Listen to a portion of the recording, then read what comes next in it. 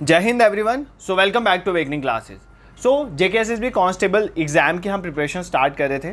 अपने last lecture में मैंने आपको बताया था कि किस तरह से एक्सपेक्टेड सिलेबस होगा, किस तरह से आपने चीज़ों को अप्रोच करना और किस तरह से हम आपको पढ़ाएंगे।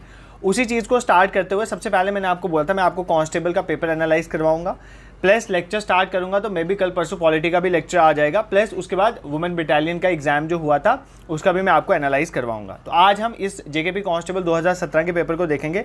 100 क्वेश्चन इसमें आए थे, 2 लेक्चर्स में ही आएगा। 50 क्वेश्चन आज हम कवर करेंगे। जस्ट मैंने आपको आंसर्स नहीं बताने, प्लस मैं आपको बताऊंगा, एक्सप्लेनेशन प्रोवाइड करूंगा और एडिशनल इन्फॉर्मेशन दूंगा जो नेक्स्ट आने वाले एग्जाम में आपको हेल्प करेगी।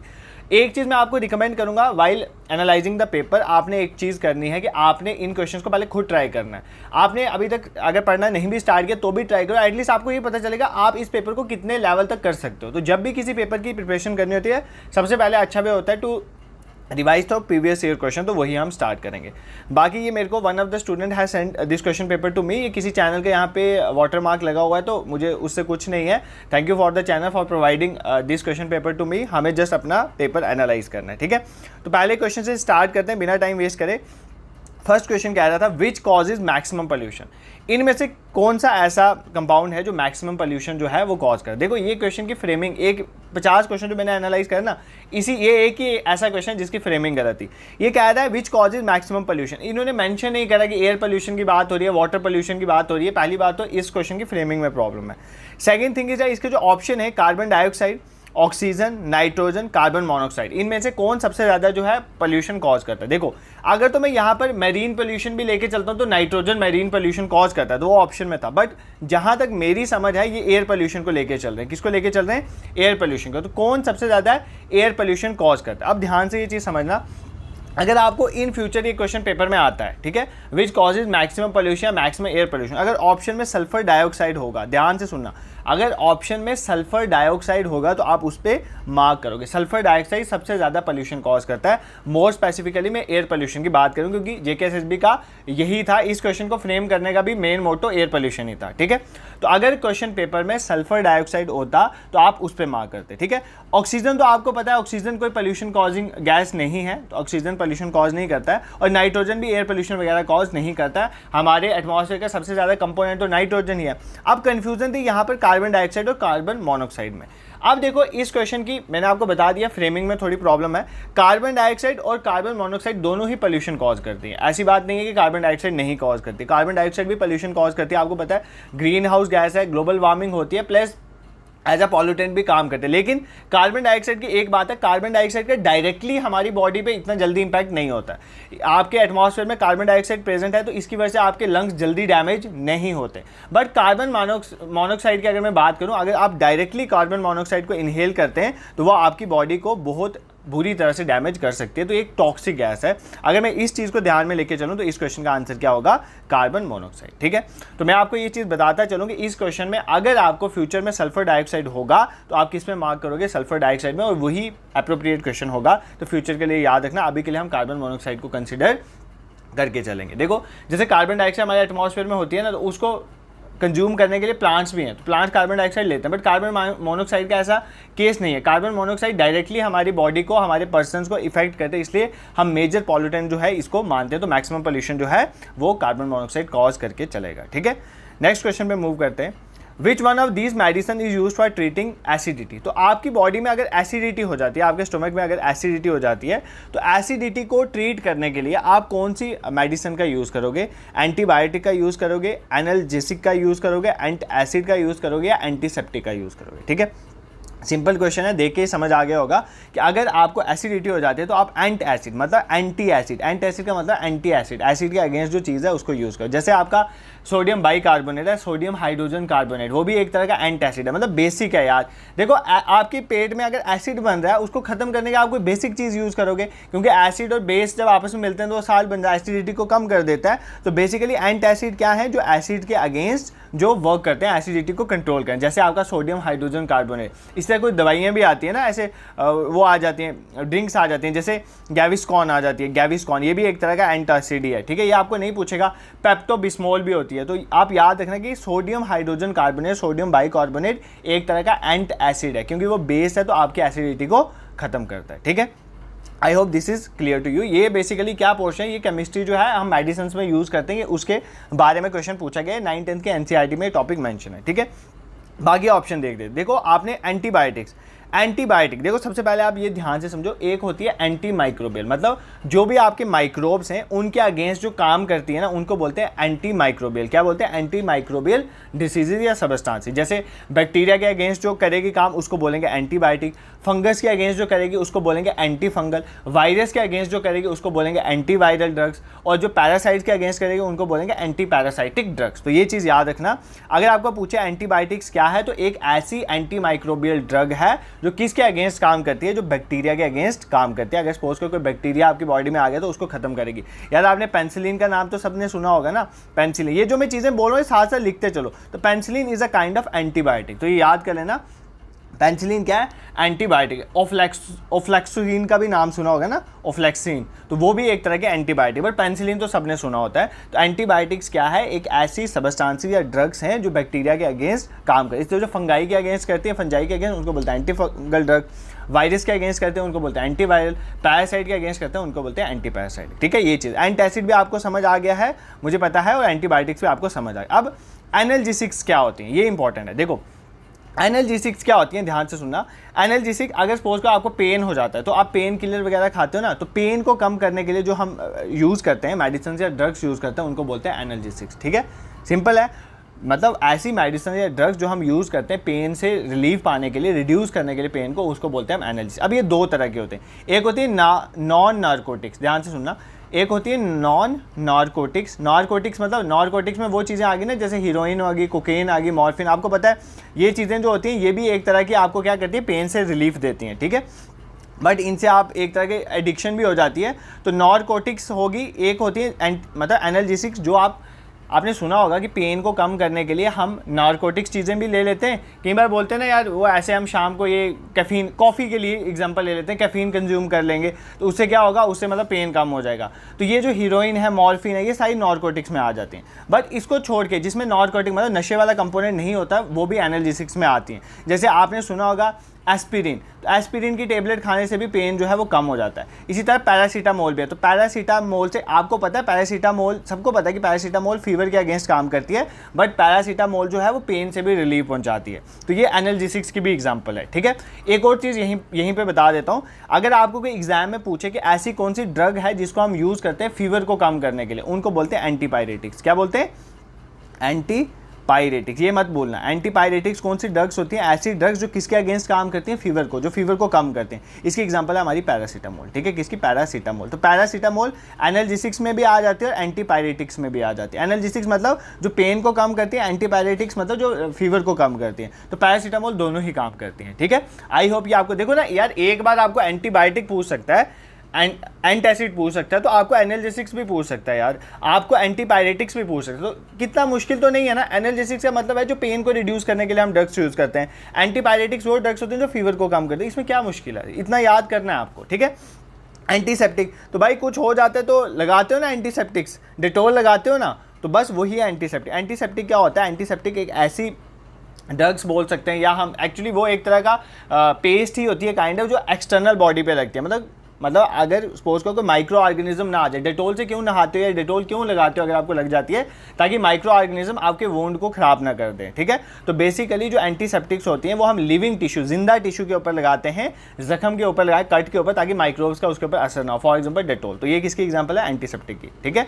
तो अगर आपको एग्जाम में पूछे, अगर एंटीसेप्टिक एक चीज़ है तो माइक्रोब्स को मारने के लिए एक और चीज़ का यूज़ करते हैं जिसको बोलते हैं डिसइंफेक्टेंट। क्या बोलते हैं? डिसइंफेक्टेंट। तो इन दोनों में फ़र्क क्या है? देखो एंटीसेप्टिक जो होती है ना वो लिविंग टिश्यू पे लगती हैं, तो डिसइंफेक्टेंट जो होते हैं वो लिविंग चीज़ों पे नहीं लगती हैं। वो जैसे पानी में डाल दिया, ठीक है, जैसे क्लोरोफॉर्म पानी में डाल दिया, उससे क्या होता है कि पानी जो है उसमें माइक्रोब्स मर जाते हैं, तो वो एक डिसइंफेक्टेंट है। जैसे अपने घर में लाइजोल लगा देते हो, वो डिसइंफेक्टेंट। बट जो डायरेक्टली बॉडी में लगाते हो उसको बोलते हैं antiseptic. This is clear. Dettol जो नहाने के लिए यूज़ करते हो दैट इज एंटीसेप्टिक, और जो फ्लोर में लगाते हो लाइजोल वगैरह, तो वो आ गया disinfectant. I hope this is clear to you. आपको मेडिसिन के रिलेटेड चीज़ें समझ आ गई, एंटीबायोटिक्स क्या होती हैं, एंटासिड क्या होते हैं, एंटीसेप्टिक क्या होते हैं, डिसइंफेक्टेंट क्या होता है, एनाल्जेसिक्स क्या होते हैं, एंटीपायरेटिक्स क्या होती हैं। जो इंपॉर्टेंट चीज़ें थी वो मैंने आपको बता दी, ठीक है। इसी तरह से हम पढ़ेंगे। देखो मेरा पढ़ाने का हमेशा से यही रहा है फंडा कि मैं आपको इस तरह से एक एक क्वेश्चन की हेल्प से 10-10 क्वेश्चन जो है प्रिपेयर करवाऊंगा। अभी तो मैं आपको जस्ट PYQ एनालाइज करवा रहा हूँ, इसके बाद जब हम क्लासेस पढ़ेंगे तो कुछ भी नहीं छोड़ेंगे, कोई कसर नहीं छोड़ेंगे। मतलब ऐसा फील मत करना कि आप पेड कोर्स में नहीं हो तो अच्छा नहीं पढ़ाया जाएगा, ये तो मतलब अवेकनिंग क्लासेस में तो ये चीज़ सोचना बेवकूफ़ी है आपकी, ठीक है। नेक्स्ट क्वेश्चन में स्विच करते हैं। Zebra lines are meant for, भाई ये बहुत सिंपल क्वेश्चन था। जेब्रा लाइंस जो होती हैं, आपको पता है ना, जो आप रोड पे जाते हो, जब भी रोड क्रॉस करते हो तो व्हाइट और ब्लैक कलर की जो लाइंस बनी होती हैं, that are known as zebra crossing, zebra line. वो किसके लिए होते हैं? व्हीकल्स को रोकने के लिए, पेडेस्ट्रियंस क्रॉसिंग के लिए, for giving preference two vehicles को प्रेफरेंस करने के लिए, नन ऑफ द अबव। देखो जेब्रा लाइंस किसके लिए होती हैं? पेडेस्ट्रियंस की क्रॉसिंग के लिए। मतलब कहने का मतलब जो पैदल लोग चल रहे हैं और उनको जब पैदल क्रॉस करना है रोड को, तो उनको एक रास्ता दिया जाता है जिसको हम क्या बोलते हैं? जेब्रा क्रॉसिंग, ठीक है। क्या बोलते हैं? Zebra crossing. इसको मार्क्ड क्रॉस वॉक भी कहते हैं। क्या बोलते हैं? मार्क्ड क्रॉस वॉक, मतलब चल के मार्क्ड एरिया को क्रॉस करना है। जेब्रा लाइंस आपको पता है ना, ब्लैक एंड व्हाइट स्ट्रिप्स की फॉर्म में होती है, रोड के पैरेलल होते हैं, सेफ्टी की वजह से आप इससे क्रॉस कर सकते हो, तो उसके लिए हम जेब्रा लाइन का यूज़ करते हैं, ठीक है। देखो ये क्वेश्चन के जो आंसर मार्क हुए हैं ना ऑलरेडी, मैंने नहीं करे हुए, ये पहले के ही मेरे पास जब पेपर पहुंचा तो हुए हैं, अदरवाइज मैं नहीं मार्क करता हूँ, ऐसे तो फंडा नहीं है। बट मे बी आपके मार्क में भी कुछ गलत हो सकता है, तो उसमें ध्यान मत देना, आप एक्सप्लेनेशन सुनो और जो मैं बोल रहा हूँ उन वर्ड्स को अपने दिमाग में फिट करो और खुद भी ट्राई करो क्वेश्चंस को। नेक्स्ट क्वेश्चन आपका क्या कहता है? Function of kidney is dash. तो किडनी हमारी बॉडी में जो होती है उसका क्या फंक्शन है? वो रिस्पायरेशन के साथ लिंक करती है, वो न्यूट्रिशन के साथ लिंक करती है, वो ट्रांसपोर्टेशन के साथ लिंक करती है, या एक्सक्रीशन के साथ लिंक करती है। तो किडनी का क्या काम होता है? देखो यार, किडनी का काम क्या होता है? आपके ब्लड को फिल्टर करना। मतलब कहने का मतलब आपके ब्लड के अंदर जो वेस्ट प्रोडक्ट है ना, जैसे यूरिया है, यूरिक एसिड, इसको रिमूव करना, और वो बाद में आपकी बॉडी से बाहर हो जाता है, ठीक है, यूरिन की फॉर्म में। तो उसको मतलब एक्सक्रीशन, मतलब आपकी बॉडी से जो वेस्ट है उसका बाहर निकालने का काम जो सिस्टम होता है, दैट इज नोन है एक्सक्रीटरी सिस्टम। तो एक्सक्रीटरी सिस्टम का पार्ट है हमारी किडनीज, तो ये याद करना है। तो किस में हेल्प करते हैं? एक्सक्रीशन में हेल्प करते हैं, ठीक है। आपने एक चीज़ याद रखनी है, एग्जाम में क्वेश्चन पूछा जाएगा, what is the functional unit of kidney. तो किडनी का फंक्शन यूनिट क्या, मतलब जो किडनी में मेन फंक्शन करने वाली चीज़ है वो क्या होती है? That are known as nephrons. क्या नाम होता है उनका? नेफ्रॉन्स। क्या नाम होता है? नेफ्रॉन्स। याद करना, जो किडनी के अंदर फंक्शन यूनिट होते हैं उनका नाम क्या होता है? नेफ्रॉन्स, ठीक है, याद है। सेकंड, अगर मैं देखो रिस्पायरेशन, तो रिस्पायरेशन कौन सा प्रोसेस होता है? रिस्पायरेशन प्रोसेस होता है ब्रीदिंग। ब्रीदिंग का मतलब होता है सांस लेना। उस सांस का ध्यान से सुनो, ब्रीदिंग में हम क्या करते हैं? सांस लेते हैं, ऑक्सीजन लेते हैं, कार्बन डाइऑक्साइड छोड़ते हैं, बट जो हम ऑक्सीजन ले रहे हैं वो हमारे लंग्स में जाती है, ठीक है। लंग्स के थ्रू बाद में वो ब्लड में जाती है, खाना टूटने में हेल्प करती है, ये सारा ही रिस्पायरेशन में आता है, ये चीज़ याद रखना। बट आपने जस्ट इतना याद रखना है कि हमारा लंग्स जो है वो किसके साथ एसोसिएटेड है, अगर पूछे तो वो रिस्पायरेटरी सिस्टम के साथ एसोसिएटेड है। जैसे नेफ्रॉन फंक्शन यूनिट है ना एक्सक्रीटरी सिस्टम का, वैसे ही रिस्पायरेटरी सिस्टम में आपने एक चीज़ याद रखनी कि लंग्स में एक पोर्शन होता है एल्विली, ये याद कर लेना। ये किसके साथ एसोसिएट है? ये रिस्पायरेशन के साथ एसोसिएट। एल्विलीज क्या करती हैं? एल्विलीज एक स्पेस प्रोवाइड करती हैं ताकि गैसेज जो है वो एक्सचेंज हो पाएँ, ठीक है। गैसेज को एक्सचेंज मतलब कार्बन डाइऑक्साइड और ऑक्सीजन आपस में एक्सचेंज होंगे ना ब्लड और अदर बॉडी के पार्ट्स के बीच में, उसको एक्सचेंज करने के बीच में जो एरिया प्रोवाइड, जो स्पेस प्रोवाइड करते हैं वो एल्विलीज प्रोवाइड करते हैं। तो एल्विलीज किसके साथ एसोसिएटेड है? रिस्पायरेशन के साथ, ठीक है। न्यूट्रिशन में आपको पता है न्यूट्रिशन वाला सिस्टम जो है मीन्स डाइजेस्टिव सिस्टम, आपका खाने का लेना, उसका टूटना और न्यूट्रिएंट्स का लेना, लास्ट स्मॉल इंटेस्टाइन में जाके वो कलेक्ट होते हैं लार्ज इंटेस्टाइन में, ये सारा ही न्यूट्रिशन में आ जाता है, ठीक है। न्यूट्रिशन में भी आपने एक चीज़ याद रखनी है, विलाई। तो विलाई अगर पूछे विली किसके साथ एसोसिएटेड है, तो वो न्यूट्रिशन डाइजेस्टिव सिस्टम के साथ एसोसिएटेड है विलाइज, ठीक है। ये भी बेसिकली एरिया प्रोवाइड करते हैं, प्लस ये न्यूट्रिएंट्स को एब्जॉर्ब करने में हेल्प करते हैं। ट्रांसपोर्टेशन सिस्टम में आपका ह्यूमन हार्ट आ जाता है, वो पंप करता है तो ट्रांसपोर्ट होता है, प्लस ब्लड वेसल्स वगैरह, ये सब ट्रांसपोर्टेशन सिस्टम का पार्ट है। देखो अगर आपको ना अभी ये इन डेप्थ तो नहीं पढ़ रहे हैं, हम इंपॉर्टेंट चीज़ें ही देख रहे हैं, बट ये जो मैं वर्ड बोल रहा हूँ ना, एल्विली रिस्पायरेशन के साथ एसोसिएटेड है, नेफ्रॉन फंक्शन यूनिट है किडनी का, या मैंने न्यूट्रिशन में बताया विलीज का क्या काम है। विली जो है वो बेसिकली न्यूट्रिएंट्स को एब्जॉर्ब करने में हेल्प करते हैं, डाइजेस्टिव सिस्टम का पार्ट है। ये चीज़ें आपको पता होनी चाहिए क्योंकि ये PYQs हैं डिफरेंट एग्जाम्स के, ठीक है। नेक्स्ट क्वेश्चन पे मूव करते हैं, क्वेश्चन नंबर 5। तो we have to discuss 50 question, तो मैं खींच लूँगा बीच में, आप टेंशन मत लो, बट आपको ध्यान से कंसिडर पढ़ना है। एक बार में अगर नहीं हो रहा है कवर तो आधा पढ़ो, उसको एनालाइज करो, देन आधा पढ़ो, ठीक है। मेरा काम है रिकॉर्ड करना, मैं तो 1 घंटे में भी कर सकता हूँ, बट आपके पास एम्पल ऑफ टाइम, आप कभी भी कर सकते हो। नेक्स्ट क्वेश्चन देखो, insulin is used in the treatment of. अब देखो यार, किसी को इंसुलिन के इंजेक्शन दिए जाते हैं, तो कब इंसुलिन दिया जाता है, किसकी ट्रीटमेंट में? डायबिटीज़ की, ट्यूबरकुलोसिस की, डायरिया या कैंसर। तो आपको कौन सी प्रॉब्लम हो तो आप इंसुलिन के इंजेक्शन लेते हो? जब पर्सन को क्या होता है? जब पर्सन को डायबिटीज़ होती है। क्या होती है? डायबिटीज़, ठीक है। डायबिटीज़ के केस में जो है इंसुलिन दिया जाता है। देखो ध्यान से सुनो, सबसे पहली बात इंसुलिन के बारे में पूछे, इंसुलिन क्या है, एक हार्मोन है। क्या एक हार्मोन है? तो हार्मोन है तो कोई ग्लैंड प्रोड्यूस करता है, तो कौन प्रोड्यूस करता है इनको? पैनक्रियाज। आपको एग्जाम में ये क्वेश्चन पूछा जा सकता है कि इंसुलिन जो है वो कौन सा ग्लैंड प्रोड्यूस करता है, तो पैनक्रियाज प्रोड्यूस करते हैं एक हार्मोन जिसका नाम है इंसुलिन। ठीक है, अब इंसुलिन का काम क्या है? ब्लड में जो शुगर लेवल है ना, उस शुगर लेवल को मेंटेन करने का काम किसका? इंसुलिन का। मतलब ब्लड में शुगर लेवल कितना होगा, कम होगा, ज़्यादा होगा, उसको मेंटेन करने का काम किसका है? इंसुलिन का। इंसुलिन को प्रोड्यूस करते हैं पैनक्रियाज, एक हार्मोन है। ठीक है, अब इशू क्या होता है, अगर सपोज करो हमारी बॉडी में इंसुलिन कम प्रोड्यूस हो रहा है, ध्यान से सुना, अगर हमारी बॉडी में इनफ इंसुलिन प्रोड्यूस नहीं कर रही है पैनक्रियाज, या इंसुलिन को प्रॉपर्ली यूटिलाइज नहीं कर पा रही है बॉडी, तो उस केस में पर्सन को क्या हो जाती है? उस पर्सन को हो जाती है डायबिटीज़। क्या हो जाती है? डायबिटीज़। तो उस केस में ब्लड शुगर लेवल मेंटेन नहीं रहता, उस पर्सन को प्रॉब्लम हो जाती है, फिर हम उसको क्या देते हैं? इंसुलिन के इंजेक्शन देते हैं। तो ये चीज़ आपने याद रखी। तो आई होप आपको डायबिटीज़ का केस है। डायबिटीज़ क्या होता है? डायबिटीज़ एक ऐसी बीमारी है जिस केस में पर्सन का शुगर लेवल जो है वो मेंटेन नहीं रहता है। तो शुगर लेवल मेंटेन करने वाला हार्मोन तो इंसुलिन था। अब पैनक्रियाज इंसुलिन टाइमली प्रोड्यूस नहीं कर पा रहे हैं, अच्छे से प्रोड्यूस नहीं कर पा रहे हैं, तो उसको क्या हो जाएगा? डायबिटीज़। उसको हम बाहर से फिर इंसुलिन के इंजेक्शन वगैरह देते हैं। ठीक है, डायरिया, कैंसर तो आपको पता है। टीबी के लिए ना इतना याद कर लो, एग्जाम में ये पूछा जाता है कि टीबी कौन सी डिसीज़ है, तो हम लोग ना जल्दी में टीबी को एक वायरल डिसीज़ कर लेते हैं, बट टीबी जो है एक बैक्टीरियल डिसीज़ है। याद कर लेना, टीबी कौन सी डिसीज़ है? बैक्टीरिया कॉज करता है, एक बैक्टीरियल डिसीज़ है। इसको कौन कॉज करता है? Mycobacterium tuberculosis. कौन कॉज करता है? Mycobacterium tuberculosis. ठीक है, इसका नाम है, इस बैक्टीरिया का नाम है जो इसको कॉज करता है। ठीक है सर, ये हम कहाँ से पढ़ें? देखो, मैंने एक लेक्चर ध्यान, अब जो मैं चीज़ें बोल रहा हूँ उनको ध्यान से सुनो। जनरल साइंस वाली प्लेलिस्ट में जाना, जनरल साइंस वाली प्लेलिस्ट में जाना, उधर जाके एक वीडियो देखना जहाँ पे मैंने आपको बताया हुआ है डिजीज़ का। ठीक है, उसके बाद एक वीडियो मैंने डाली है विटामिन्स पे, ये वीडियो साथ साथ कवर कर लेना। ये दो ऐसी वीडियोस हैं जिनमें से क्वेश्चन एग्जाम में आए। डिसीज़ में मैंने आपको सारा बताया हुआ है, कौन सी जो है कम्युनिकेबल है, नॉन कम्युनिकेबल है, बैक्टीरिया कौन सी कॉज करते हैं, वायरस कौन सी, मतलब एग्जाम में ऐसा क्वेश्चन आ जाता है विच of the following is a viral disease, small pox कौन सी है, तो आपको पता होना चाहिए। तो मैंने बाय ट्रिक वहाँ पर पढ़ाया हो, तो अभी ये लेक्चर देखने के बाद साथ साथ उसको कवर कर लेना। जो ऑलरेडी मैंने चीज़ें पढ़ाई मैं नहीं पढ़ाऊंगा, जो मैंने नहीं पढ़ाया मैं वो पढ़ाऊंगा। तो इसलिए जो प्लेलिस्ट में आपको मैंने कल के लेक्चर में बताई थी, और जिन्होंने वो स्ट्रैटेजी वाली वीडियो नहीं देखे वो ज़रूर देख लो, आपको आइडिया मिलेगा। जैसे फॉर एग्जाम्पल जनरल साइंस है, कंप्यूटर है, या इंग्लिश है, कोई भी सब्जेक्ट है, वो मैंने जो ऑलरेडी पढ़ाया हुआ है जीके वाले, वो सारे वहाँ से आप धीरे धीरे कवर करना स्टार्ट कर दो। नेक्स्ट क्वेश्चन पे मूव करते हैं। Oxygen in human body is transported by, तो ह्यूमन बॉडी में ऑक्सीजन को ट्रांसपोर्ट करने का काम कौन करते हैं? ऑक्सीजन किस में कैरी होती है? ब्लड में होती है, लंग्स में होती है, नर्व्स में होती है, मसल्स में होती है। ऑक्सीजन को कौन कैरी करता है हमारी बॉडी में? ट्रांसपोर्ट कौन करवाता है? तो सबको पता है ऑक्सीजन को कौन कैरी करता है? ऑक्सीजन में ब्लड कैरी करता है। कौन कैरी करता है? ऑक्सीजन ब्लड कैरी करता है। देखो हमारे ब्लड के अंदर, ध्यान सुनना, हमारे ब्लड जो है, हमारे ब्लड में होते हैं आरबीसीज। क्या होते हैं? Red blood cells. कौन से होते हैं? Red blood cells. तो हमारे ब्लड के अंदर कौन से होते हैं? Red blood cell. ठीक है, रेड ब्लड सेल में एक प्रोटीन पाई जाती है जिस प्रोटीन का नाम है हीमोग्लोबिन। क्या नाम है? हीमोग्लोबिन। स्टोरी समझो भाई, हीमोग्लोबिन एक प्रोटीन है, वो रेड ब्लड सेल, आपको पता है ब्लड के अंदर रेड ब्लड सेल हैं, वाइट ब्लड सेल हैं, प्लेटलेट्स हैं। वाइट ब्लड सेल इन्फेक्शन के अगेंस्ट लड़ते हैं, और प्लेटलेट्स जो हैं जो क्लॉट वगैरह बनाते हैं। ठीक है, तो हीमोग्लोबिन एक प्रोटीन है, वो रेड ब्लड सेल्स के अंदर पाई जाती है, मतलब ब्लड के अंदर पाई। ये जो हीमोग्लोबिन है ना, ये ऑक्सीजन के साथ चिपक जाती है, फिर ये जहाँ पर जाती है तो ऑक्सीजन साथ चल जाती है।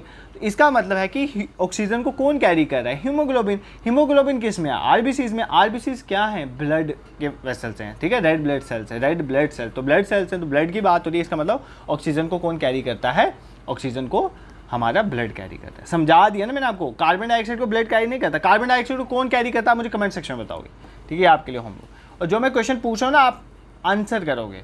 नहीं आता तो ये आंसर करो, ये कमेंट सेक्शन में बताओगे कि मुझे ये नहीं आता, तो मैं आंसर बता दूंगा। बट आप देखोगे, गूगल सर्च करोगे, थोड़ी मेहनत करोगे ना, इक्वली चलेगा ना, ऐसे अकेले नहीं चलेगा। मैंने आपको पहले ही बोला, जो भी क्वेश्चन मैं दूंगा आप सिंसियरिटी से उसका आंसर दोगे। तो ब्लड जो है हीमोग्लोबिन, याद रखना है, हीमोग्लोबिन जो है वो एक प्रोटीन है, आरबीसीज में पाई जाती है, और यही ऑक्सीजन को प्राइमरली कैरी करती है किसमें? ब्लड में। ठीक है, नेक्स्ट क्वेश्चन पे मूव करते हैं। आप नेक्स्ट आ गया ब्लड का वापस question. Blood pressure is measure, देखो साइंस के कितने क्वेश्चन आए थे एग्जाम में। Blood pressure is measured by, तो ब्लड प्रेशर को कौन मेजर करता है? बैरोमीटर, लेक्टोमीटर, स्फाइगमोमैनोमीटर और ग्लूकोमीटर। तो कौन मेजर करता है ब्लड प्रेशर को? तो blood pressure is measured by sphygmomanometer. तो कौन मेजर करता है? स्फाइगमोमैनोमीटर। ठीक है, क्या हमने यहीं पर, इसको ब्लड प्रेशर कफ भी कहते हैं, क्या हमने यहीं तक पढ़ना है? नहीं, हमें बाकी भी देखना है। बैरोमीटर या बार जो होता है ना प्रेशर का यूनिट होता है, तो यहीं से याद करो बैरोमीटर किसको मेजर करता है, एटमॉस्फेयर का प्रेशर कितना है, मतलब एटमॉस्फेरिक प्रेशर कितना है, एटमॉस्फेयर कितना प्रेशर है गैस के किसी भी चीज़ का, उसको मेजर करने बैरोमीटर का यूज़ करते हैं। लैक्टोमीटर, देखो ध्यान से सुनो, लैक्टो कहीं ना ये मतलब दूध दही से एसोसिएटेड है, ये वर्ड लैक्टोबैसिलस भी आपने नाम सुना होगा, जो दूध को दही करने में हेल्प करता है बैक्टीरिया। तो लैक्टोमीटर जो है बेसिकली वो किसको यूज़ करता है, मतलब ये मिल्क के साथ एसोसिएटेड है। तो वाटर में मिल्क की डेंसिटी कितनी है, ठीक है, वही मिल्क में अगर किसी मिल्क को चेक करना हो ना कि उसमें दूध कितना और पानी कितना, तो लैक्टोमीटर वहाँ पर यूज़, तो डेंसिटी ऑफ मिल्क कितनी है वाटर के रिस्पेक्ट में, इसके लिए हम लैक्टोमीटर का यूज़ करते हैं। ग्लूकोमीटर, नाम से ही पता चल रहा है कि ग्लूकोज कितना है ब्लड में, ग्लूकोज मतलब glucose is a kind of sugar, तो मतलब ब्लड में शुगर कितनी है या हम बोल सकते हैं ग्लूकोज कितना है, उसको मेजर करने का हम ग्लूकोमीटर का यूज़ करते हैं, ठीक है। अब इस बार ब्लड प्रेशर पूछा था, तो अगली बार तो यार ये भी पूछा जा सकता है ना प्रेशर मेजर करने का, तो बैरोमीटर, तो साथ साथ ये भी चीज़ें आप याद करो। एक पेन नोटबुक लेके बैठो, आज के बाद एक रूटीन बनाओ, जो भी लेक्चर में से पढ़ते हो एक पेन नोटबुक लगा दो, जो मैं मुंह से बोलता जाता हूँ उसको लिखता जाओ। यहाँ पर आपको कुछ नहीं मिलेगा, ठीक है, लिखा हुआ, बट जो मेरे वर्ड्स हैं ना वो एग्जाम में आते हैं, ठीक है। नेक्स्ट क्वेश्चन में मूव करो। Which is the correct statement below, हमें बताना है इनमें से कौन सी करेक्ट स्टेटमेंट है। पहली स्टेटमेंट कहती है the force with which earth attracts all object towards itself का ग्रेविटी, मतलब ग्रेविटेशन फोर्स एक ऐसी फोर्स है जिसकी वजह से अर्थ जो है बाकी सारी चीज़ों को अपनी तरफ अट्रैक्ट करता है, ठीक है। सेकंड कहता है the force with which the earth does not attract all objects towards itself इसका ग्रेविटी, मतलब जिस फोर्स की वजह से अर्थ अट्रैक्ट नहीं करता है उसको बोलते हैं ग्रेविटेशनल फोर्स। सेकंड में ये बोल रहा है, ठीक है, चलो मान लेते हैं। थर्ड में क्या बोल रहा है, the force with which earth distract all object from itself, मतलब अपने से दूर भेजता है, इसको बोलते हैं gravitation force. None of the, देखो मेरी बात सुनो, हमारे नेचर में ना, ध्यान से सुनना, हमारे नेचर में 4 फंडामेंटल फोर्सेज हैं। कितनी फंडामेंटल फोर्सेज हैं, 4 फंडामेंटल फोर्सेज, मतलब जो फंडामेंटल हैं उससे बाकी बनती हैं, ठीक है। 4 फंडामेंटल फोर्सेज कौन सी है, ध्यान से एक सुनो, स्ट्रॉन्ग न्यूक्लियर फोर्स है, सबसे स्ट्रॉन्गेस्ट फोर्स अगर कोई पूछे नेचर में कौन सी है, अगली बार के लिए याद कर लो, स्ट्रॉन्ग न्यूक्लियर फोर्स। उससे कम कौन सी आ जाते हैं, उसके कम आ जाते हैं हमारी इलेक्ट्रोमैग्नेटिक फोर्स, कौन सी आ जाती है, इलेक्ट्रोमैग्नेटिक फोर्स। उससे कम आ जाते हैं वीक न्यूक्लियर फोर्स, कौन सी आ जाती है, वीक न्यूक्लियर फोर्स। कहाँ पर है ये छोड़ो, अभी इतना डीप नहीं जाएंगे, अभी जस्ट समझो। और सबसे नीचे सबसे कम फोर्स वाली आ जाती है ग्रेविटेशनल फोर्स, ठीक है। ग्रेविटेशनल फोर्स एक अट्रैक्टिव फोर्स है, कौन सी है, अट्रैक्टिव, जैसे ये इलेक्ट्रोमैग्नेटिव अट्रैक्टिव भी और रिपल्सिव भी है, मतलब अगर दो एक जैसे पॉजिटिव चार्ज आपस में लाओ ना तो वो रिपेल करते हैं, और नेगेटिव पॉजिटिव लाओ तो अट्रैक्ट, मतलब मेल फीमेल एक दूसरे को अट्रैक्ट करते हैं, मेल रिपेल करते हैं, ऐसे याद करो। तो मतलब इलेक्ट्रोमैग्नेटिक फोर्स अट्रैक्टिव भी और नेगेटिव रिपल्सिव भी है, मतलब अट्रैक्ट भी करती है और दूर भी भेजती है। बट ग्रेविटेशन में ऐसा नहीं है, ग्रेविटेशन अट्रैक्टिव फोर्स है, तो ग्रेविटेशन जहाँ भी होगी तो वो दूसरी बॉडी को अट्रैक्ट करे। जैसे आप अर्थ से ऊपर खुद को उठाने की कोशिश करो तो आप वापस नीचे गिर जाए, क्यों, क्योंकि अर्थ आपको अट्रैक्ट कर रही है। तो ग्रेविटेशनल फोर्स एक तरह की अट्रैक्टिव फोर्स है, तो ये पहले ऑप्शन में लिखा हुआ था, इसलिए ऑप्शन ए करेक्ट है। देखो ध्यान से पढ़ो, the force with which the earth attracts all object towards itself is called gravitation force, जिसकी वजह से अर्थ अट्रैक्ट, बाकी ऑप्शन में बोला है दूर करी है, डिस्ट्रैक्ट करी, ऐसा नहीं है, ग्रेविटेशन फोर्स हमेशा अट्रैक्ट ही करती है, तो ये पॉइंट आपने याद रखना है, ठीक है, clear. Moving towards question number 9। 9th question कहता है a dash is a smallest structural and functional unit of life, यार ये बहुत ईजी क्वेश्चन है। तो सबसे छोटा स्ट्रक्चरल और फंक्शनल यूनिट, मतलब फंक्शनल यूनिट है वही बॉडी के फंक्शन मेनली वहीं से परफॉर्म होना शुरू करते हैं। स्ट्रक्चर का मतलब ये होता है जैसे ईंट है ना, एक ईंट लो उसके ऊपर दूसरी ईंट लगाते चलो वो घर बन जाएगा, इसी तरह सेल से सेल जोड़ते चलो ऑर्गेनिज्म बन जाएगा। तो स्ट्रक्चरल यूनिट और फंक्शनल यूनिट जो है लाइफ का वो क्या है, तो सेल ही है, मैंने ऑलरेडी बोल दिया, तो सेल है, ठीक है। क्योंकि देखो अभी बता देता हूँ कैसे लाइफ का स्ट्रक्चर यूनिट सेल है। सेल से क्या बनते हैं, सेल जुड़ेंगे तो आप बनेंगे टिश्यूज़, क्या बनेंगे, टिश्यूज़ जुड़ेंगे तो क्या बनते हैं, ऑर्गन, जैसे आपका हार्ट एक ऑर्गन है, ब्रेन एक ऑर्गन, ऐसे ऑर्गन बनते हैं, ठीक है। उसके बाद ऑर्गन आपस में जुड़ेंगे तो एक ऑर्गन सिस्टम बन जाएगा, ऑर्गन सिस्टम, जैसे हार्ट का सर्कुलेटरी सिस्टम बन जाएगा, स्टोमक वगैरह डाइजेस्टिव सिस्टम बना दे तो ऑर्गन जोड़ के एक ऑर्गन सिस्टम बने। तो ऑर्गन सिस्टम से डिफरेंट ऑर्गन सिस्टम, जैसे वो क्या बन जाता है, ऑर्गेनिज्म, जैसे मैं एक ऑर्गेनिज्म हूँ, आप एक ऑर्गेनिज्म, तो हमारे बीच में क्या है, हमारे बीच में सर्कुलेटरी सिस्टम भी है, एक्सक्रीटरी भी है, रिस्पायरेटरी भी है, सारे सिस्टम है। तो मतलब सबसे स्ट्रक्चर एंड फंक्शन यूनिट क्या हुआ, सेल। सबसे पहले बेसिक सेल था, सेल से टिश्यू बने, टिश्यू से ऑर्गन बने, ऑर्गन से ऑर्गन सिस्टम बने, ऑर्गेनिज्म बन गया। तो लाइफ क्या है, ऑर्गेनिज्म। तो ऑर्गेनिज्म का smallest structure and function unit कहाँ से स्टार्ट हुई कहानी, सेल से स्टार्ट हुई। हाँ सेल के अंदर भी बहुत सारी चीज़ें, बट सेल जो है वो स्मॉलेस्ट स्ट्रक्चर फंक्शन यूनिट है जो इंडिविजुअली भी एग्जिस्ट करता है। सेल से छोटी चीज़ें इंडिविजुअली एग्जिस्ट नहीं करती हैं, वो आपस में एक दूसरे से मिला के एग्जिस्ट करते हैं, बस सेल इंडिविजुअली भी एग्जिस्ट कर सकता है, ठीक है। I hope this is clear to you. ये सीक्वेंस देख लेना, सेल से टिश्यू, टिश्यू से ऑर्गन, ऑर्गन से organ system and then organism, ठीक है। मे बी आपको एग्जाम में पूछी जाए। नेक्स्ट क्वेश्चन पे मूव करते हैं। अब माइक्रोस्कोप इज डैश, यार माइक्रोस्कोप का क्या काम है, an instrument to view small objects by magnifying them ठीक है, एक इंस्ट्रूमेंट है छोटे छोटे ऑब्जेक्ट्स को देखने के लिए, मैग्नीफाई करने के यूज़ होता है। An instrument to view big objects, बड़े ऑब्जेक्ट्स को देखने के माइक्रोस्कोप लगाते हो। An instrument to view small objects by keeping them at a distance, दूर से देखने के लिए यूज़ करते हो। देखो माइक्रोस्कोप का यूज़ होता है छोटे छोटे ऑब्जेक्ट जैसे बैक्टीरिया वगैरह इन सब की स्टडी करने के। फॉर एग्जांपल आप वो छोटा मैग्नीफाइंग ग्लास यूज़ करते थे छोटे छोटे अक्षर पढ़ने के लिए, तो माइक्रोस्कोप एक ऐसा इंस्ट्रूमेंट है जिसकी वजह से हम स्मॉल ऑब्जेक्ट्स को देख सकते हैं उनको मैग्नीफाई करके। तो ऑप्शन ए करेक्ट था।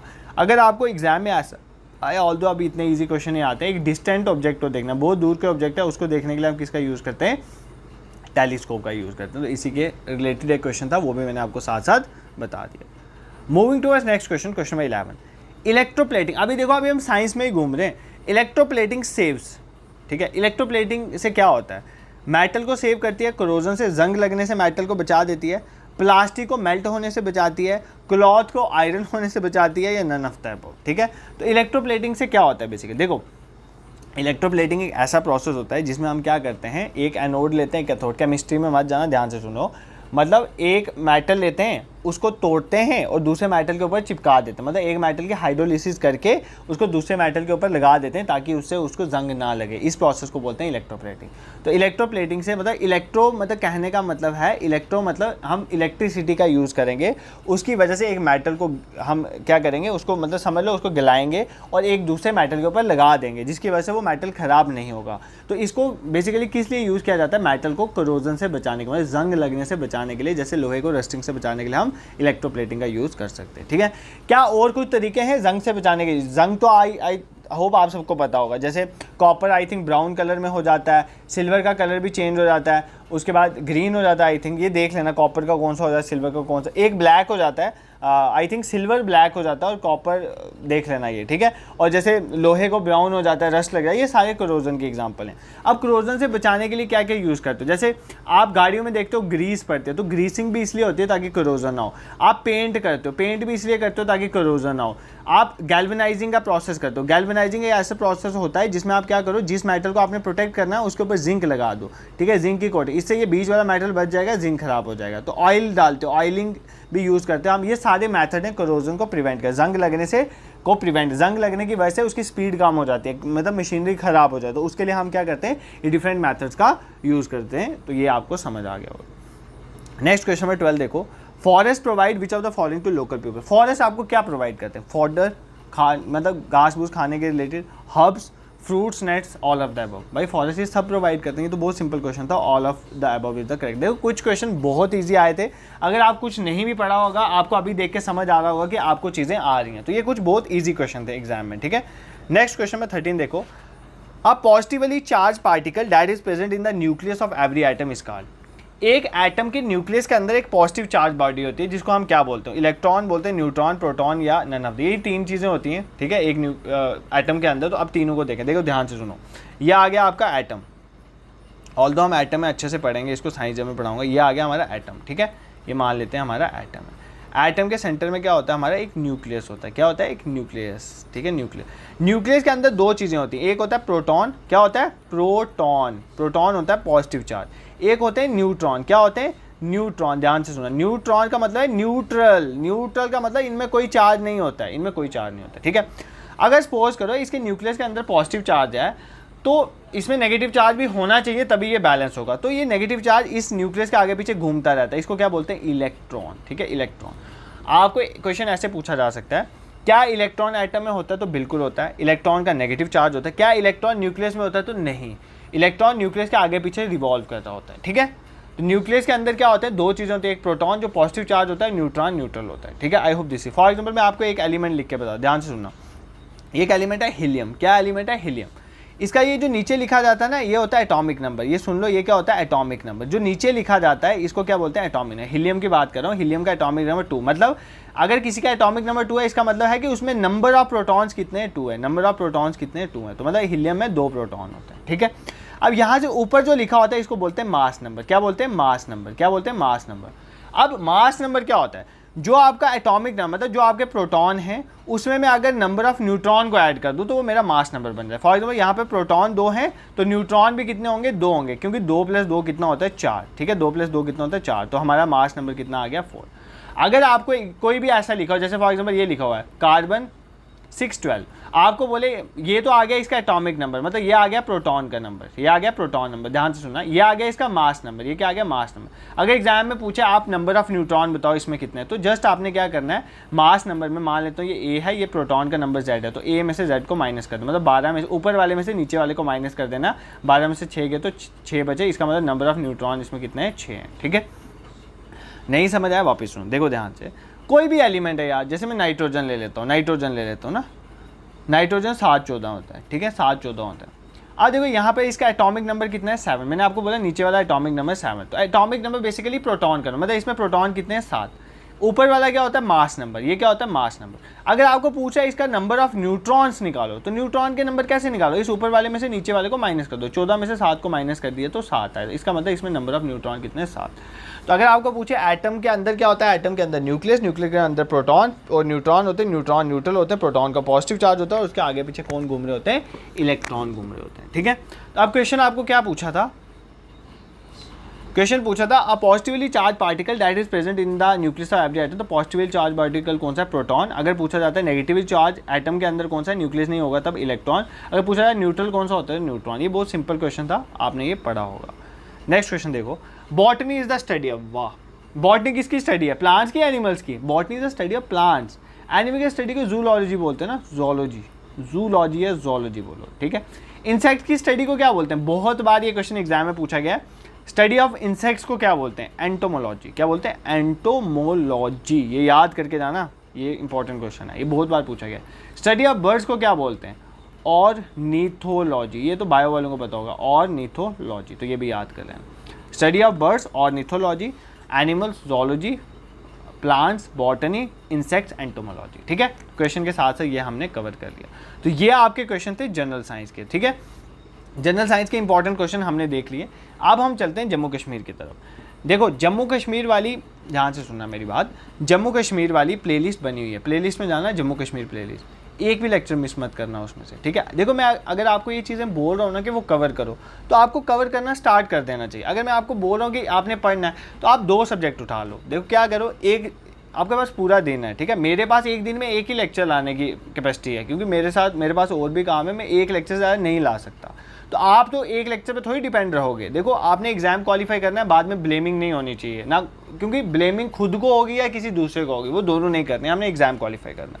आपने अपना टाइम डिस्ट्रीब्यूट कर दो। आपने माना जम्मू कश्मीर का सुबह एक लेक्चर लगा देना है चैनल से, ठीक है, और प्लस कोई सोर्स है वहाँ से पढ़ लो या कहीं और से पढ़ना पढ़ लो। रात का टाइम मान लेते हैं जनरल साइंस के लिए फिक्स करो, दिन को जो मैं लेक्चर ला रहा हूँ वो पढ़ लो, बस हो गया काम। इतना ही करना है आपको, तो सिलेबस पता निकल जाएगा, आपको पता भी नहीं चलेगा। तो आप देखो जम्मू कश्मीर का क्या करना है। पहला क्वेश्चन पूछा गया है, Syed Altaf Bukhari is the minister in J&K state for. देखो सैयद अल्ताफ़ बुखारी जब यहाँ पे ये 2017 का है, तो तब थी गवर्नमेंट, तो उस टाइम पे मिनिस्टर जो है वो जे.एंड.के तब स्टेट थी। तो पूछा कि किसके मिनिस्टर थे, वर्क्स के, हेल्थ के, रेवेन्यू के, एजुकेशन। तो कौन से मिनिस्टर थे, एजुकेशन के मिनिस्टर थे। अब तो आप जस्ट इसका आंसर देखो, इतना समझो, तो कौन से मिनिस्टर थे, एजुकेशन के मिनिस्टर थे। ठीक है, अभी आपको पता है 2020 में अल्ताफ़ बुखारी जी ने एक अपनी पार्टी बनाई है। ठीक है, चुनाव का, इलेक्शन का टाइम आ रहा है ना, तो अभी शाम को थोड़ी देर पहले मैं ऐसे ही जा रहा था कहीं पर, तो एक गाड़ी आई थी कि इनको वोट डालो। ठीक है, तो अल्ताफ़ बुखारी, आप मुझे बताना है कि अल्ताफ़ बुखारी जो है वो कहाँ से खड़े हुए हैं। तो बेसिकली क्वेश्चन ये है कि ये कौन से मिनिस्टर हैं, एजुकेशन। अब 2020 में इन्होंने एक पार्टी बनाई है, जम्मू कश्मीर अपनी पार्टी। ठीक है, तो इलेक्शन का टाइम है, थोड़ा बहुत देख के जाना है इलेक्शन के बारे में भी, पेपर में जाने से पहले वो मैं आपको करंट अफेयर्स में भी करवा दूँगा। क्वेश्चन नंबर 16 ये पूछा गया था, constituent assembly of Kashmir ratified the accession of state to India. देखो इंडिया का एक्सेशन हुआ था इंडिया में जम्मू कश्मीर का, मतलब जम्मू कश्मीर जो है इंडिया में ऐड हुआ था, और कॉन्स्टिट्यूएंट असेंबली ने उसको रेटिफाई कब करा था। ठीक है, कॉन्स्टिट्यूएंट असेंबली ने इंडिया, मतलब जम्मू कश्मीर का इंडिया का ज्वाइन होने को रेटिफाई करने का प्रोसेस कब किया। देखो ना, इंडिया ने एक लॉ बनाया कि जम्मू कश्मीर जो है वो इंडिया का पार्ट है। ठीक है, जब ये हुआ था, जब महाराजा वो हरी सिंह के टाइम वाली बात चल रही है, तो उस टाइम की बात चल रही है, तो उसका रेटिफिकेशन जो है जम्मू कश्मीर की असेंबली ने कब करा था, ये डेट पूछा है। ठीक है, ये आपको याद रखना है, 6 फरवरी 1954, 6 जैन 1954, 28 जनवरी 1957 या 8 फेब 1954। देखो इस क्वेश्चन का करेक्ट आंसर है 6 फेब 1954। ये क्वेश्चन आप याद कर लें। बट इससे भी इंपॉर्टेंट है रीऑर्गेनाइजेशन वाले क्वेश्चन, वो मैं जे.एंड.के रीऑर्गेनाइजेशन एक्ट में पढ़ाया, उसको देख लेना, कब आया, कब ऐड हुआ, क्या वो इंपॉर्टेंट है। ठीक है, अब देखो ध्यान से, इसको रेटिफाई करा था 6 फेब 1954 में। इसको कॉन्स्टिट्यूएंट असेंबली ने अडॉप्ट करा था, ध्यान सुनना, कब अडॉप्ट करा था? 17 नवंबर, क्या डेट है? 17 नवंबर 1956 को अडॉप्ट करा था, ठीक है। एक तो रेटिफाई वाला 6 फेब 1954, इसको अडॉप्ट करा 17 नवंबर 1956, और फोर्स में कब आया था? फोर्स में आया था 26 जैन 1957, ये डेट याद करना, 26 जनवरी 1957 में ये फोर्स में आया था। क्या फोर्स में आया था? Accession of state to India, मतलब कश्मीर स्टेट इंडिया में एक्सेस हो रही है, ठीक है। वो कब हुआ था? 6 फेब 1954 को रेटिफाई करा था, 17 नवंबर 1956 को अडॉप्ट करा था कॉन्स्टिट्यूशन, और फोर्स में आया था 26 जैन 1957 को, ठीक है। मूविंग टूवर्ड्स क्वेश्चन 17, एक चीज़ अब आप दिमाग में ये सुन के चलना मेरी बात, कि ये जो पेपर है ना, बेसिकली ये तब का पेपर है जब जम्मू कश्मीर एक स्टेट थी। अब जम्मू कश्मीर यूटी है, उस टाइम पे स्टेट थी और लद्दाख भी इसका पार्ट था, ठीक है। तो अब क्वेश्चन उस तरह से हैं आगे वाले, तो ये चीज़ ध्यान में रखना, हमें आज के पर्सपेक्टिव से भी पढ़ना है कि अब क्या सिचुएशन चल रही है। ये पूछा which of the following district of Jammu share is border with Himachal Pradesh, इनमें से कौन सी डिस्ट्रिक्ट है जम्मू की जो हिमाचल प्रदेश के साथ बॉर्डर शेयर करती है? राजौरी, पुंछ। भाई राजौरी पुंछ तो अलग रूट में पड़ जाता है, वो उधर पीओके के साथ बॉर्डर शेयर करता है, बट ये हिमाचल प्रदेश के साथ बॉर्डर शेयर नहीं करता है, तो राजौरी पुंछ तो नहीं हो सकते, आपको पता। आपको कन्फ्यूजन हो सकती थी जम्मू और डोडा के साथ। जम्मू भी हिमाचल प्रदेश का बॉर्डर शेयर नहीं कर सकता, जम्मू के आगे सांबा है, देन कठुआ है, ठीक है। तो बेसिकली इसका आंसर था डोडा। देखो डोडा और कठुआ जो है ये हिमाचल प्रदेश के साथ बॉर्डर शेयर करते हैं, ठीक है। अब हमारे साथ और कौन सी स्टेट बॉर्डर शेयर करती है? पंजाब। तो पंजाब का भी पूछा जा सकता है, तो पंजाब आपको पता है गेटवे के बाद ही आता है, तो कठुआ के बाद आता है पंजाब, तो कठुआ के साथ पंजाब जो है वो बॉर्डर शेयर करता है। तो ये पूछा जा सकता है कि पंजाब के साथ कौन सी जम्मू कश्मीर की डिस्ट्रिक्ट बॉर्डर शेयर करती है, या हमने देखा हिमाचल प्रदेश के साथ कौन सी शेयर करते हैं, ये चीज़ें आपने याद रखनी है। नेक्स्ट देखो, largest district in terms of area in J&K, Jammu Kashmir में सबसे बड़ी डिस्ट्रिक्ट कौन सी है एरिया वाइज? डोडा, ले, कारगिल या श्रीनगर? देखो ये तब की बात है जब जम्मू कश्मीर एक स्टेट थी, J&K स्टेट बोल रहा है। इस क्वेश्चन का आंसर था ले, क्योंकि तब जम्मू कश्मीर और यूटी लद्दाख की अलग नहीं थी, तब जम्मू कश्मीर एक स्टेट थी जिसमें लद्दाख भी था, तो आंसर ले था। बट एट प्रेजेंट अगर मैं बात करूं, एट प्रेजेंट जम्मू कश्मीर में ले तो बचा नहीं है, तो एट प्रेजेंट सबसे ज़्यादा एरिया किसका है? डोडा का है। किसका एरिया है? डोडा का। उस टाइम के आंसर के अकॉर्डिंग ले इज द करेक्ट आंसर, ठीक है। अगर आपको पूछे अगर ले लद्दाख की बात करें तो फिर ले आएगा, ठीक है, मतलब ले करगिल वाला रीजन लद्दाख की बात करें तो वो आएगा। नेक्स्ट देखो, the gateway of Jammu Kashmir, तो गेटवे ऑफ जम्मू कश्मीर को एंटर करते हो तो कहाँ से करते हो? लखनपुर, अखनूर, उड़ी या चकंदरबाग, पुंछ। उड़ी आ गया श्रीनगर में, आई थिंक बांडीपुरा में पड़ता है। अखनूर जम्मू में आ गया, बट अखनूर गेटवे वगैरह नहीं है, तो बेसिकली लखनपुर, मतलब कठुआ को बोलते हैं, district Kathua is known as the gateway of Jammu and Kashmir, तो लखनपुर आ जाएगा कठुआ में एरिया, ठीक है। नेक्स्ट देखो क्वेश्चन नंबर 20, सिंपल क्वेश्चन था ये। विच of the following soils is suitable for growing saffron, तो केसर को ग्रो करने के लिए सबसे सूटेबल सॉइल कौन सी है?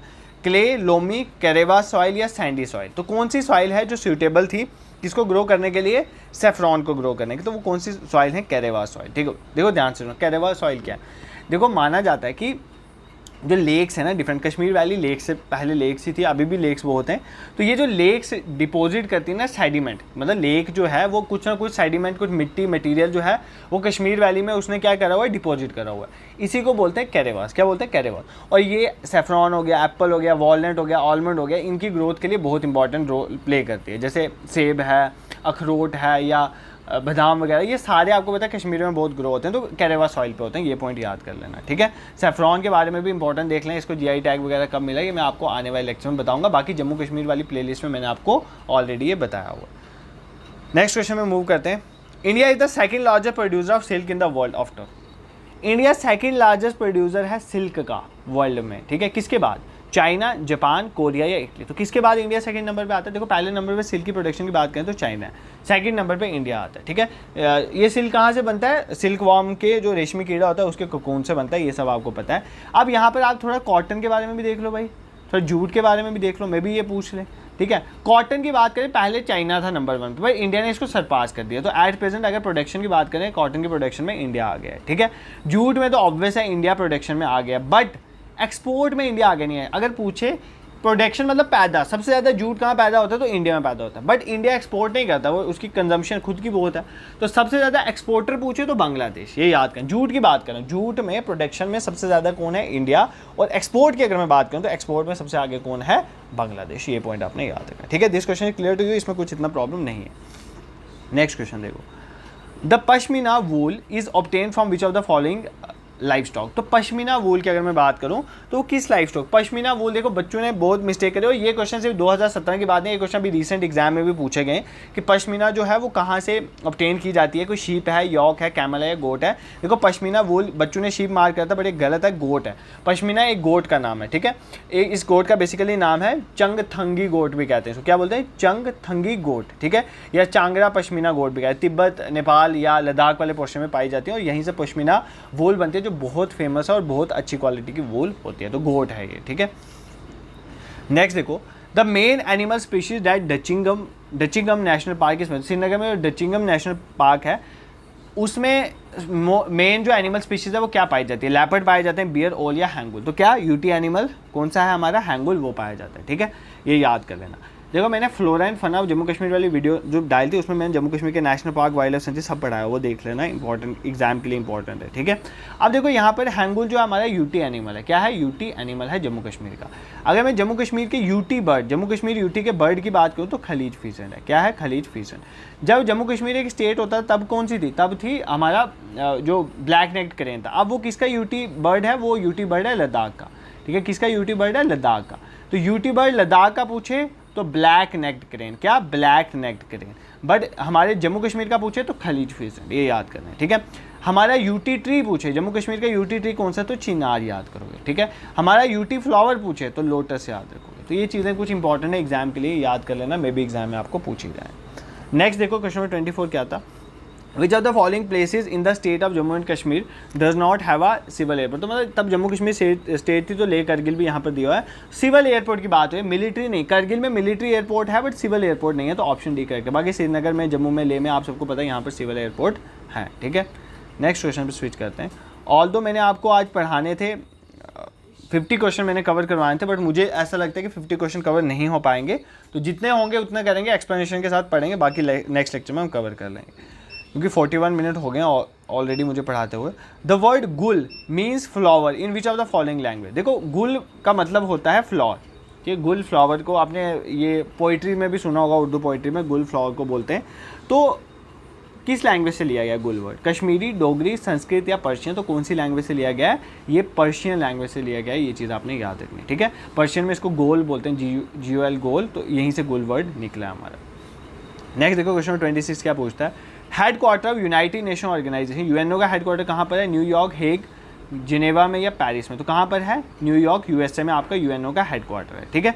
अब आप मुझे एक दो हेड क्वार्टर बताओगे कमेंट सेक्शन में, जैसे वर्ल्ड बैंक एंड IMF का बता देना कहाँ पर है हेड क्वार्टर। जो मैं क्वेश्चन पूछ रहा हूँ आप आंसर दोगे।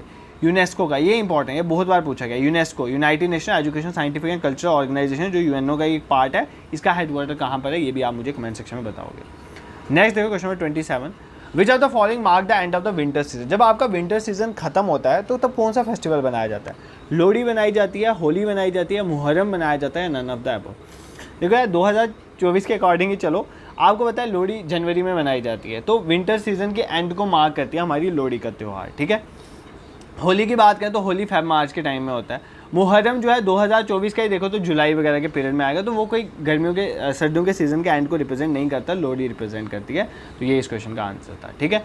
नेक्स्ट देखो, which of the following is known as father of Kashmiri ghazal. तो इनमें से किसको बोला जाता है फादर ऑफ कश्मीरी गज़ल। तो कश्मीरी गज़ल के फादर किसको बोला जाता है, हब्बा खातून, लाल देद, रसूल मीर या मोहम्मद महजूर। तो किसको बोला जाता है, बेसिकली रसूल मीर को बोला जाता है फादर ऑफ कश्मीरी गज़ल। अब इंपॉर्टेंट चीज़ें क्या याद रखनी है, इनको जॉन कीट्स फेमस आपको पता है ना, इंग्लिश पोएट है, जॉन कीट्स ऑफ कश्मीर में बोला जाता है। क्या बोला जाता है, जॉन कीट्स ऑफ कश्मीर। ये क्वेश्चन फाइनेंस SI में आया था, किस में आया था, फाइनेंस SI में। और which of the following personality is known as John Keats of Kashmir. तो रसूल मीर इसका आंसर था, ठीक है, ये याद कर लेना। और इनको फादर ऑफ कश्मीरी गज़ल भी बोलते हैं। हब्बा खातून इनके लिए याद कर लेना, पोइट हैं, कश्मीरी लिटरेचर में लिखते हैं, इनको बोला जाता है Nightingale of Kashmir. Nightingale of Kashmir, तो ये याद कर लेना, ठीक है। हब्बा खातून को बोला जाए। लाल देद ललेश्वरी देवी, ठीक है, ललेश्वरी इनका नाम था। इनके लिए सबसे इंपॉर्टेंट चीज़ ये पूछी जाती है कि ये एक अलग तरह की पोइट्री बोलते थे, अलग स्टाइल ऑफ पोइट्री था इनका। वो कौन सा स्टाइल था? वाक स्टाइल। तो एग्जाम में अगर पूछे वाक स्टाइल ऑफ पोइट्री किसकी थी, तो ललेश्वरी देवी। इनको मदर लाल भी कहते हैं या मदर लाला भी कहते हैं, इस नाम से बड़ा लाल देद भी इनका नाम है। तो ललेश्वरी जी को इसलिए याद रखना है आपने कि इन्होंने एक अलग स्टाइल ऑफ पोइट्री रिप्रेजेंट करा था, वाक स्पोर्ट या वात्सुन पोइट्री जिसे कहते हैं, ठीक है। नेक्स्ट देखो question number 29, state of Jammu and Kashmir has dash number of district. देखो ये तब की बात हो रही है जब जम्मू कश्मीर एक स्टेट थी, तब इसमें 22 डिस्ट्रिक्ट थी। कितनी डिस्ट्रिक्ट थी? 22, क्योंकि 10 जम्मू डिवीज़न, 10 कश्मीर डिवीज़न और 2 लद्दाख में ले और करी। अब तो लद्दाख में 5 और नई डिस्ट्रिक्ट क्रिएट हो रही हैं। कमेंट सेक्शन में मुझे बताओ कि वो 5 डिस्ट्रिक्ट के नाम कौन से एग्जाम में पूछे जाएंगे, ये याद रखना। अभी रिसेंटली होम मिनिस्टर जी की विजिट है, उसे पहले ही अनाउंस कर दिया गया। पीएम की विजिट है, उसे पहले अनाउंस कर दिया गया कि 5 डिस्ट्रिक्ट लद्दाख में नहीं बनी है, उनके नाम मुझे बताओगे, ठीक है। अब लद्दाख में 7 डिस्ट्रिक्ट हो चुके हैं, ऑलरेडी 2 थी। बट अगर मैं आप पूछूँ, तब इसका आंसर 22 था। बट अगर मैं पूछूँ यूटी ऑफ जम्मू कश्मीर में, तो टोटल 20 डिस्ट्रिक्ट हैं, 10 जम्मू डिवीज़न के और 10 कश्मीर डिवीज़न के, आपको पता है, ठीक है। नेक्स्ट देखो, state of Jammu and Kashmir consist of how many Lok Sabha constituencies. तो जम्मू कश्मीर की स्टेट में कितनी लोकसभा कॉन्स्टिट्यूंसी, ये स्टेट की बात करें, एट प्रेजेंट यूटी है। तो जब ये स्टेट थी ना जम्मू कश्मीर, तब 6 मतलब एमपी की सीटें थी, मेंबर ऑफ पार्लियामेंट लोकसभा की तब 6 सीटें होती थी। बट एट प्रेजेंट जो है 5 सीटें, ठीक है। एक तो चलेगी ना वहाँ पर, कहाँ पे चलेगी? एक चलेगी लद्दाख के पास, तो 5 हैं जम्मू कश्मीर में। एक आपको पता है 5 कौन सी? एक तो श्रीनगर वाली सीट है, एक अनंतनाग वाली सीट है, एक बारामूला वाली सीट है, एक जम्मू वाली सीट है और एक उधमपुर वाली सीट है। तो ये 5, इनके साथ साथ बाकी डिस्ट्रिक्ट भी ऐड हैं, बट मेन इनके नाम ये, एक श्रीनगर सीट, अनंतनाग, बारामूला, जम्मू और उधमपुर वाली 5 सीटें, और 5 प्रेजेंट हमारे लोकसभा में जाते हैं मेंबर्स, ठीक है। अभी पार्लियामेंट के इलेक्शन है तो 5 सीटों पर इलेक्शन होते हैं, ठीक है। नेक्स्ट देखो, state of Jammu and Kashmir has dash legislature. देखो जब जम्मू कश्मीर एक स्टेट थी तब उसमें बाई कैमरल लेजिस्लेचर था। क्या था? बाई कैमरल लेजिस्लेचर का मतलब है जब दोनों हाउसेज होते हैं, मतलब ध्यान से सुनो, जैसे लेजिस्लेटिव असेंबली भी होती है और लेजिस्लेटिव काउंसिल भी होती है। आपने पहले सुना होगा ना, आप तो इतना तो पता होगा, पहले एमएलए भी होते थे और एमएलसीज भी होते थे। मेंबर ऑफ लेजिस्लेटिव असेंबली भी होते थे जम्मू कश्मीर में, और मेंबर ऑफ लेजिस्लेटिव काउंसिल भी बनते थे जम्मू कश्मीर। तो मतलब 2 हाउसेज थे, जैसे सेंटर में है ना अपर हाउस और लोअर हाउस, मतलब आपका लोकसभा और राज्यसभा। इस तरह स्टेट्स में भी ऐसा होता है, कुछ स्टेट्स में ऐसा है कि 2 हाउसेज हैं, एक होता है लेजिस्लेटिव असेंबली, एक होता है लेजिस्लेटिव काउंसिल। पहले जम्मू कश्मीर में भी ऐसा था, बट अब जब ये यूटी बना है तो अब बाई कैमरल नहीं, अब यूनी कैमरल, एक ही लेजिस्लेटिव है। आपके इलेक्शन हो रहे हैं ना एमएलएज के, एमएलसीज के इलेक्शन तो नहीं ना है, तो एमएलएज जो है बेसिकली अब जो है यूनी कैमरल लेजिस्लेचर, हमारा कोई बाई कैमरल लेजिस्लेचर नहीं है, ठीक है। I hope this is clear to you. Next question पे मूव करते हैं। नेक्स्ट क्वेश्चन कहता है the DGP of the state of J and K east. देखो तब डीजीपी पूछा कि जम्मू कश्मीर स्टेट के उस टाइम पे डीजीपी कौन थे, अब आपके लिए मैटर नहीं करता। एट प्रेजेंट डीजीपी कौन है जम्मू कश्मीर के? डीजीपी हैं आर स्वेन, ठीक है। R Swain at present Jammu Kashmir के डीजीपी हैं, ये पॉइंट आप याद कर सकते हैं। ये थोड़ा पुलिस रिलेटेड क्वेश्चन था। अब नेक्स्ट क्वेश्चन पूछ रहा है फ्लोरिकल्चर डील्स में। फ्लोरिकल्चर में आप किसकी स्टडी करते हो? फ्रूट्स की, वेजिटेबल्स की, फ्लावर्स की या मिल्क की। तो फ्लोरिकल्चर में हम फ्लावर्स की स्टडी करते हैं, ये हम सबको पता है। हॉर्टिकल्चर में हम फ्रूट्स, वेजिटेबल एक्सेट्रा पढ़ते हैं, बट फ्लावर्स की स्टडी हम किस में करते हैं? फ्लोरिकल्चर में करते हैं। एसडीआरएफ की फुल फॉर्म पूछा है, तो पुलिस रिलेटेड सारी चीज़ें पढ़ने के लिए आपको बोला था। SDRF stand for state disaster response force है, रेस्क्यू नहीं है, रिस्पॉन्स फोर्स है, ठीक है। इसी तरह एनडीआरएफ भी होता है, नेशनल डिजास्टर रिस्पॉन्स फोर्स। ये नेशनल लेवल पे है, ये स्टेट लेवल पे है। अगर आपको एग्जाम में पूछे एनडीआरएफ कौन सी मिनिस्ट्री के अंदर आता है, तो कोई और गलत मत मार कर दें, मिनिस्ट्री ऑफ होम अफेयर्स के अंदर आता है। ये क्वेश्चन पूछा जा सकता है। Ministry of home affairs currently Amit Shah ji, उनके अंडर आती है NDRF, national disaster response force. SDRF stand for state disaster response force. ये चीज़ें आप याद करोगे, ठीक है। नेक्स्ट देखो question number 35, double hump camel जो है is found in the district of dash. तो डबल हम्प, दो हम्प जिसमें होते हैं, वो कैमल कौन सी डिस्ट्रिक्ट में पाया जाता है? पुंछ में, कुपवाड़ा में, कारगिल या ले। पुंछ कुपवाड़ा तो काट दो, करगिल ले में कन्फ्यूजन थी, तो इसका आंसर बेसिकली ले था। ये नेक्स्ट टाइम के लिए आप याद कर लेना, ठीक है। I hope this is clear to you. आज हम यहीं तक रखते हैं इस लेक्चर को। क्यों करवाने में मैं आगे भी करवा सकता हूँ, बट मैं नहीं चाहता कि आपके पहले ही दिन इतना दिमाग में बर्डन बन जाए कि कल आप क्लास लगाने ही ना हो। तो जितना मैंने आपको पढ़ाया इसको कहीं पर पेन डाउन करना, इसको रिवाइज़ कर लेना, और कल के लेक्चर में हम इसके आगे करेंगे। मैं कोशिश करूँगा पूरा ही कंप्लीट करने की क्वेश्चन पेपर की।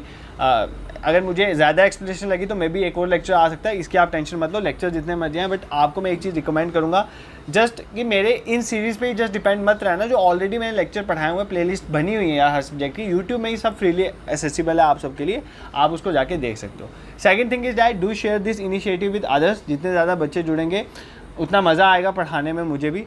एंड टेलीग्राम का लिंक डिस्क्रिप्शन में, उसको ज्वाइन कर लो। पीडीएफ या कोई भी इंपॉर्टेंट इंस्ट्रक्शन हो, कब क्लास आती है वहीं पर शेयर करता हूँ।